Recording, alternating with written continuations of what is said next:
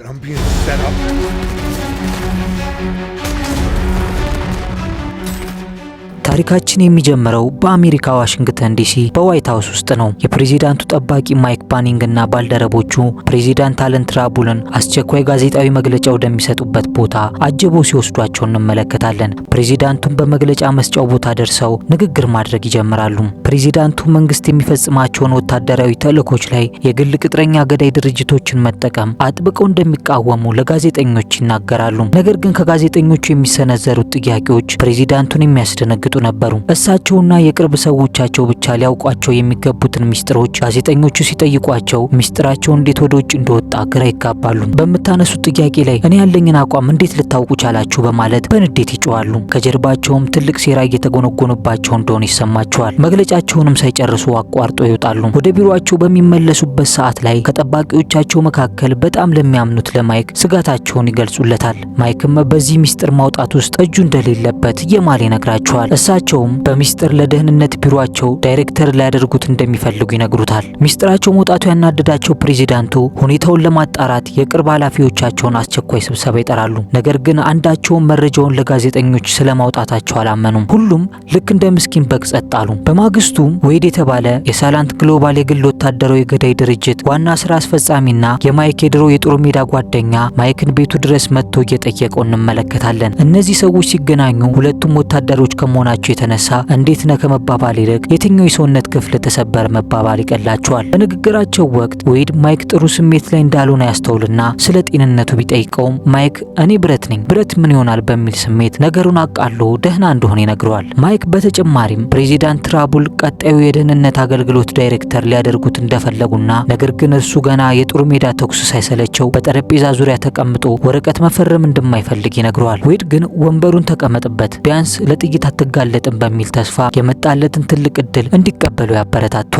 በሚቀጥለው ቀን ጠዋት ፕሬዚዳንት ትራምቡል ጭንቀቴን ካቀለልልኝ ብለው አሳ ለማጥመድ ማይክንና ሌሎች ጠባቂዎችን ይዘው ወደ አንድ ሐይቅ ይጓዛሉ። ከዛም ወደ ሐይቁ ሲደርሱ ሌሎች ጠባቂዎች ዳር ላይ ቆመው ዛፍና ቅጠሉን በጥርጣሬ አይናቸው እየተመለከቱ ሲጠብቁ ማይክ ግን ፕሬዚዳንቱን ተከትሎ ጀልባው ላይ ይወጣል። ፕሬዚዳንቱ መንጠቋቸውን ወደ ውሃ እየወረወሩ ማይክ ቀጣዩ ዳይሬክተር አንተ ነህ እንኳን ደስ አለህ ይሉታል። ማይክም በደስታ መዝለል ቢፈልግም ጀልባዋ ብትገለበጥ ፕሬዚዳንቱ ማግኘት እንደማይችሉ ስላወቀም ራሱን ይቆጣጠርና የቻልኩትን ያህል ጥረት አደርጋለሁ ጌታዬ በማለት አዲሱን ሹመቱን ይቀበላል። ከጥቂት ቆይታ በኋላ ማይክ የራስ ምታት ህመም ይሰማዋል። ፕሬዚዳንቱም ዳይሬክተር መሆኑን ስትሰማ ደነገጥክ እንዴ ብለው እንዲያርፍና ሌላ ሰው እንዲተካው ይነግሩታል። ማይክም በባህር ዳርቻ ላይ ካለው ጠባቂ አንዱ የሆነውን ጓደኛውን መርፍን እንዲተካው በሬዲዮ ጠርቶት ቦታ ይለዋወጣሉ።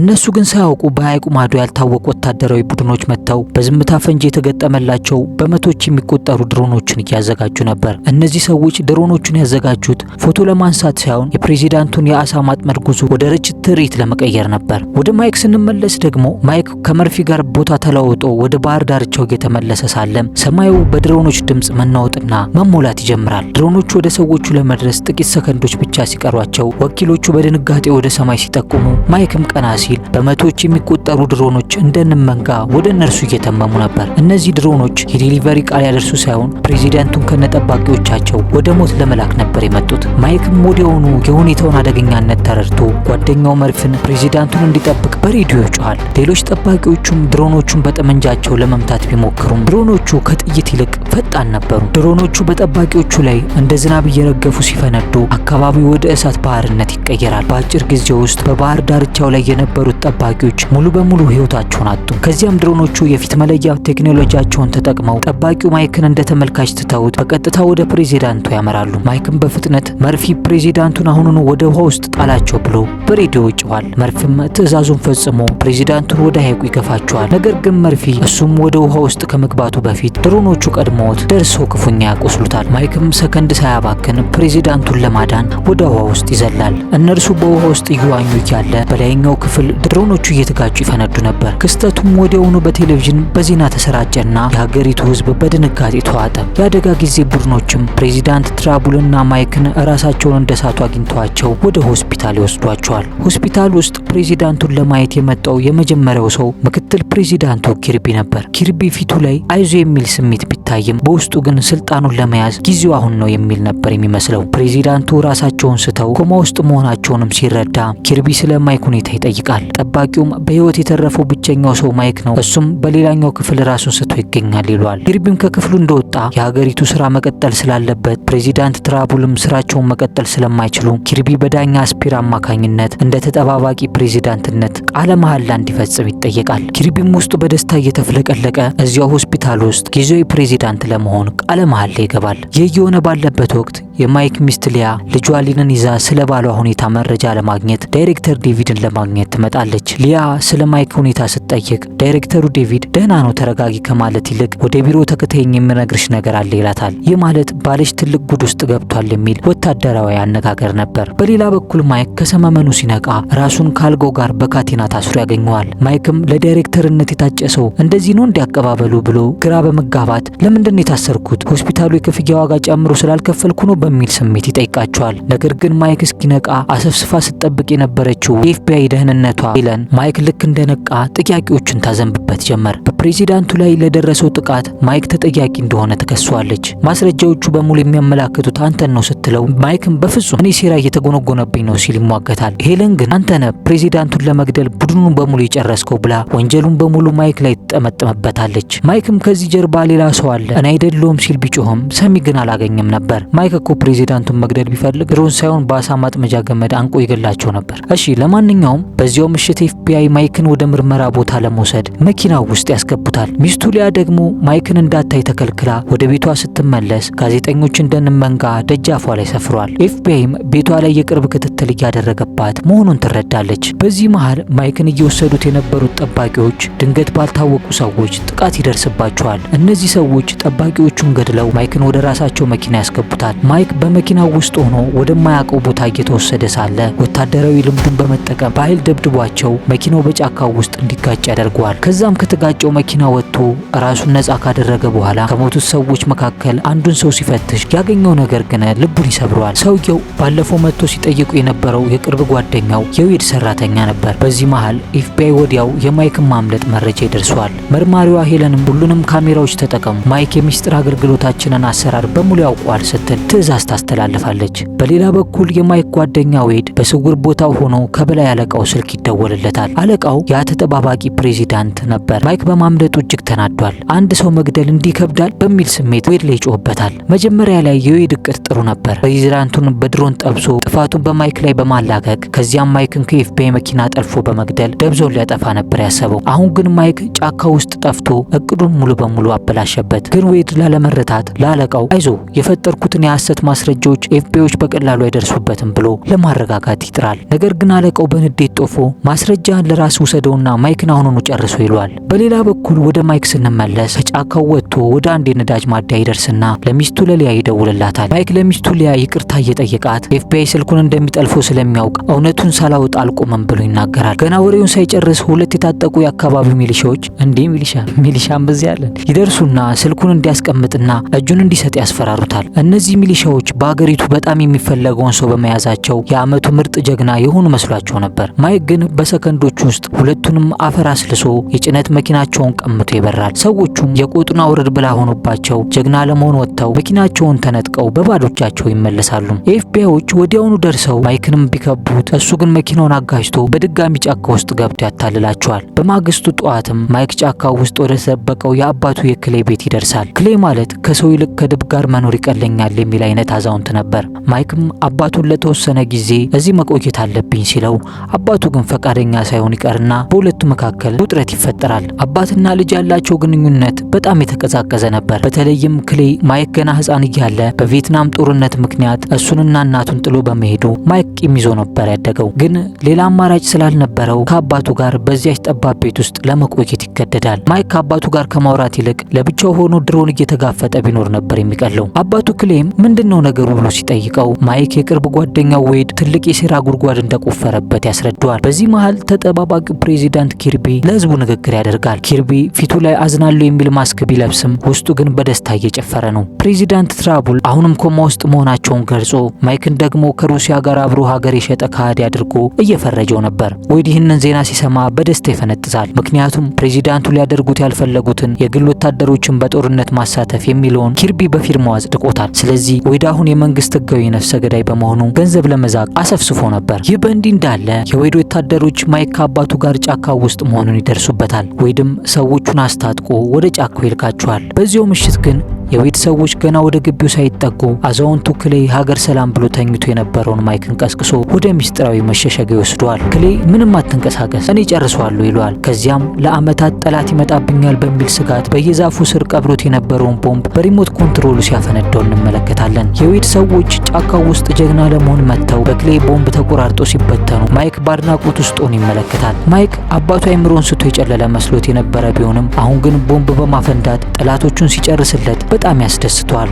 በማግስቱ ጠዋት ማይክ ከሞቱት ሰዎች በአንዱ ስልክ ለጓደኛው ዌድ ይደውላል። ከዛም ለምን እንዲህ ማድረግ ፈለግ ብሎ ሲጠይቀው ዌድ እኔ የተፈጠርኩት ለጦርነት ነው፣ ፕሬዚደንቱ ግን ዳር ላይ ሊያስቀምጡኝ ፈለጉ በማለት እውነተኛ ማንነቱን ይገልጽለታል። ማይክ ለእርሱ እንደተራ መጫወቻ ዕቃ እንደነበርም ይነግረዋል። ይህ የዌድ ንግግር ማይክን ክፉኛ ያበሳጨዋል። ዌድ በቅርቡ ፈልግ ያገኛለሁ ብሎ ካስጠነቀቀው በኋላ ስልኩን ይዘጋል። ከዚህ በኋላ ማይክና አባቱ ክሌ በአንድ ያረጀች መኪና ሆነው እውነቱን ለማውጣትና ፕሬዚዳንቱን ለማዳን ወደ ከተማዋ ጉዞ ይጀምራሉ። ማይክ አሁንም ብልጥ ነው። እቅዱ የኤፍቢአይ መርማሪዎች የነበሩበትን ቦታ እንዲያውቁ ለማድረግ ሆን ብሎ የክትትል ካሜራዎች ስር ደብዳቤ ጽፎ ያልፋል። መርማሪዋ ሄለንና ረዳታ ራሚሬዝም ቦታው ላይ ሲደርሱ ያገኙት ነገር የዌድ ሰዎች አስከሬንና እኛ የዌድ ቅጥረኞች ነን የሚል ጽሑፍ ነበር። መርማሪው ራሚሬዝ ይህ ሰውዬ አቅጣጫ ሊያስቀይረን እየሞከረ ነው ብሎ ቢጠራ ሄለን ግን ቆይ ከዚህ ሁሉ ጦርነት ትርፍ የሚያገኘው ማን ነው ብላ ማሰብ ትጀምራለች። ዌድ የጦር መሳሪያና የግል ወታደሮች ስላሉት ትልቁ ተጠቃሚ እሱ መሆኑ ገባት። ስለ ሳለን ግሎባል ያለውን መረጃ ሁሉም አሁኑን እንዲያመጣላት ረዳቷ ራሚሬዝን ታዘዋለች። በዚህ መሃል የፕሬዚዳንት ትራምቡል ሐኪም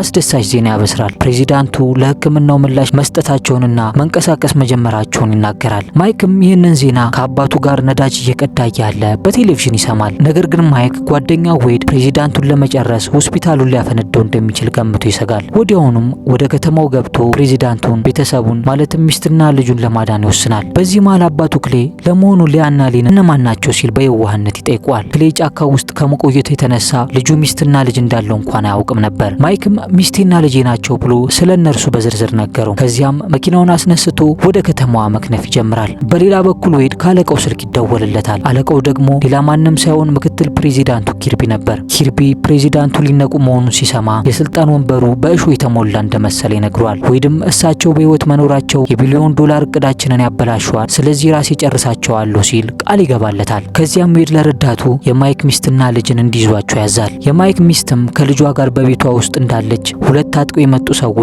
ሊያንና ልጇን ለመጥለፍ ወደ ቤታቸው ይገባሉ። እናም ይዟቸው ሊወጡ ሲሉ የማይክ አባት ክሌ ከየት መጣ ሳይባል ብቅ ብሎ ሰዎቹን እዚያው ባሉበት ያጋድማቸዋል። ሊያና ሊን በድንጋጤ ደርቀው ሲቀሩ ክሌ እኔ ማይክ አባት ነኝ ብሎ ራሱን ያስተዋውቃቸዋል። ሊያ ግን ታሪክህን ሰምቻለሁ፣ ግን አንተ መሆንን በምን አውቃለሁ አለችው። በሚያሳዝን ሁኔታ ክሌ ስለ ልጁ የሚያውቀው ነገር እጅግ ጥቂት ነበር። ሊያም ስለ ማይክ የምታውቀውን ንገረኝ ስትለው ክሌ ጭንቅላቱን እያከከ የማይክን ሙሉ የልደት ስም፣ የተወለደበትን ቦታና የእናቱን ስም ጭምር በመጥቀስ የሊያን ጥርጣሬ ትንሽ ይቀንሷል። ሊያም እሺ ለአሁኑ ልመን በሚል ስሜት ሰዎቹን ሲያጠፋ የደረሰበትን ቁስል ልታክምለት ትሞክራለች። ክሌ ቁስሉን ሲታከምለት መንግስት መርፌው ውስጥ መርዝ ቀላቅሎበት ቢሆንስ ብሎ ይጠራጠር ነበር። ይህ በእንዲህ እንዳለ ፕሬዚዳንት ትራምቡል ንቃተ ህሊናቸው ተመልሶ በመርማሪ ዴቪድና ሳም አማካኝነት ማብራሪያ እየተሰጣቸው እንመለከታለን። ማይክ ለጤንነቱ ሲል አንዳንድ ነገሮችን ከሚስጥር አገልግሎቱ ደብቆ እንደነበርና አሁን ግን ሁኔታው ከሩሲያ ጋር ወደ ጦርነት እያመራ መሆኑን ይሰማሉ።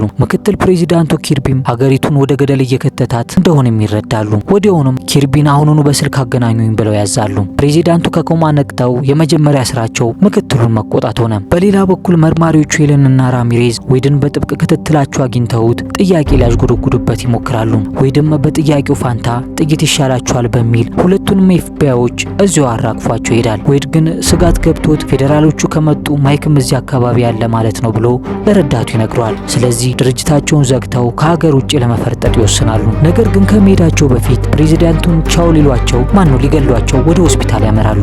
ማይክም ወደ ሆስፒታሉ ደርሷል። የአንድ መኮንን መኪና ውስጥ ይገባና በሽጉጥ አስፈራርቶት ልብሱ ሊቀበለውና ዩኒፎርሙን ለብሶ ወደ ውስጥ ይገባና በሬዲዮ አንድ ታጣቂ ወደ ድንገተኛ ክፍል እየመጣ ነው የሚል ሐሰት ማስጠንቀቂያ ያስተላልፋል። ዴቪድም ይህንን ሲሰማ ታጣቂውን እንያዝ በሚል ፖሊሶቹን በሙሉ ወደ ድንገተኛ ክፍል ይልካቸዋል። ማይክም ካዘናጋቸው በኋላ ወደ ሊፍቱ ያመራል። እዚያ ያጋጠመውንም አንድ ጠባቂ አግትና እንደ መከላከያ በመጠቀም ወደ ፕሬዚዳንቱ ክፍል ይገባል። ነገር ግን ነገሩ ተገልብጦ ዳይሬክተሩ ዴቪድ ወደ ቦታው ተመልሶ ማይክን በቁጥጥር ስር እንዲያውሉት ያዛል። ማይክ በቁጥር በዝቶበት ስለነበር እጁን ለመስጠት ይገደዳል። ዴቪድም ተናዶ ማይክ አይምሮ ደህና ነው ብሎ ይጠይቀዋል። ማይክም ስለ አይምሮ የተውና ፕሬዚዳንቱን ከዚያ ወጧቸው በማለት ይጮዋል። በዚህ ወቅት ግርግሩን የሰሙት ፕሬዚዳንቱ ምን እየተፈጠረ ነው ዴቪድ ብለው ሲጣሩ ዴቪድም ማይክን ይዞ ወደ ውስጥ ይገባል። ማይክም ሰከንድ ሳያባክን ዌድ ለፕሬዚዳንቱ ምን ያህል አደገኛ እንደሆነና አሁኑኑ ቦታውን መቀየር እንዳለባቸው ማስረዳት ይጀምራል። ዴቪድ አሁንም ማይክን መጠርጠሩን ባይተውም ፕሬዚዳንቱን ግን እኔ ማይክን አምነዋለሁ እሱ የጀግኖች ጀግና ነው በማለት ማይክ የሚነግራቸውን በሙሉ እንዲከተሉ ያዛሉ። በዚያው ቅጽበት ማይክ አዲሱ የደህንነት መሪ ሆኖ ይሾማል። ከዚያም ማይክ ለጠባቂዎቹ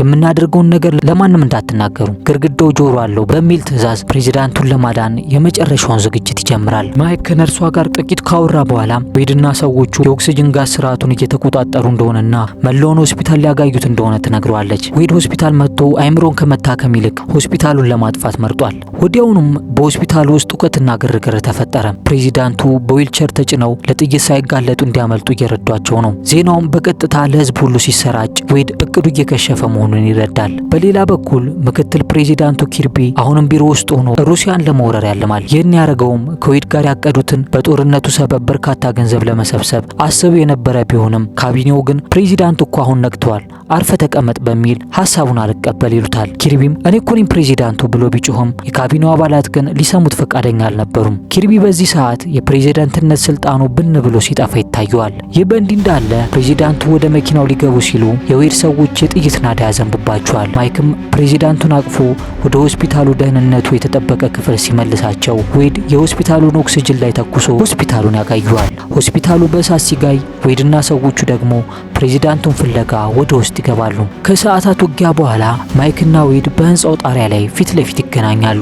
ሁለቱ ጓደኛሞች ለመጨረሻ ጊዜ የተጨባበጡት በጥይትና በስለት ነበር። ማይክ ዌድ ደክሞ እስኪዘረር ድረስ የመጨረሻውን የሞት ሽረት ትግል አደረገ። ዌድም በመጨረሻ ትንፋሹ የጨረስከኝ አንተ በመሆን ደስተኛ ነኝ፣ ቢያንስ ሌላ ተራ ሰው አልገደለኝም በሚል የኩራት ስሜት ውስጥ ሆኖ ህይወቱ ያልፋል።